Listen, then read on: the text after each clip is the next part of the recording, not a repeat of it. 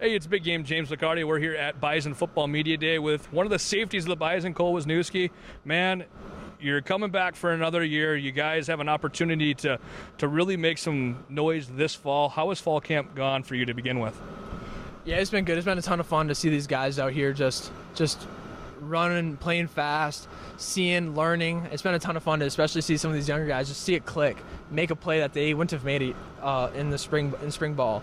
It's been super fun to have them have success and celebrate their success and celebrate it with them. And you've been here for, is it 6 years now? This is my fifth year. Fifth year? Okay. I'm mixing up fifth and sixth year guys all over the place. But you've had an opportunity to look up to the older guys for a couple of years. Now you're one of the guys that guys look up to. How has your role as both a player and also a leader changed on this team the last couple of years?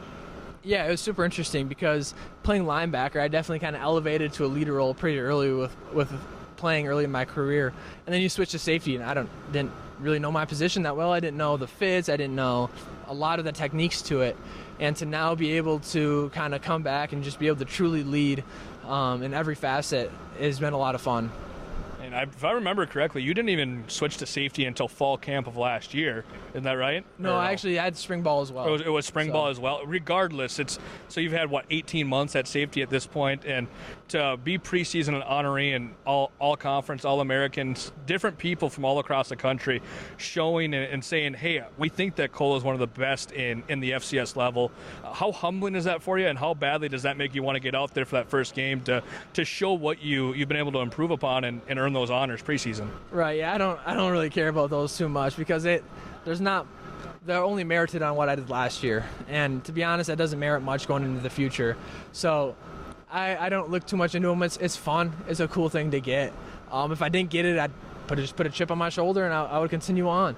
But I'm thankful for it. But at the end of the day, it doesn't mean anything going into the season. I've had 0 tackles, I've had 0 interceptions, I've had 0 TFLs in 2024, and so that's all that I can really hang my hat on is going out and being better than I was last year. That's the only goal I can have.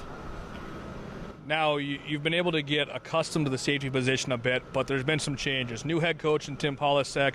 Also, you've had Coach Olson elevated now to defensive coordinator. How has that adjustment been for you as a player, and then also for your defense as a whole from your eyes, and being able to adjust to maybe some of the new quirks that those guys are bringing in to the Bison?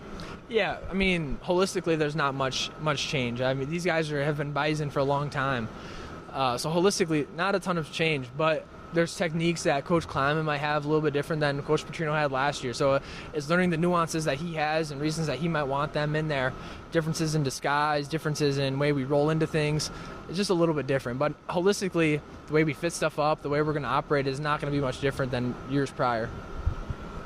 How excited are you to be able to have an FBS game to start out the season, go to Boulder, Colorado, go up against the Buffaloes in a squad that a lot of people naturally are talking about their offense, and you're going to have an opportunity to try and clash with them week 1 on the road?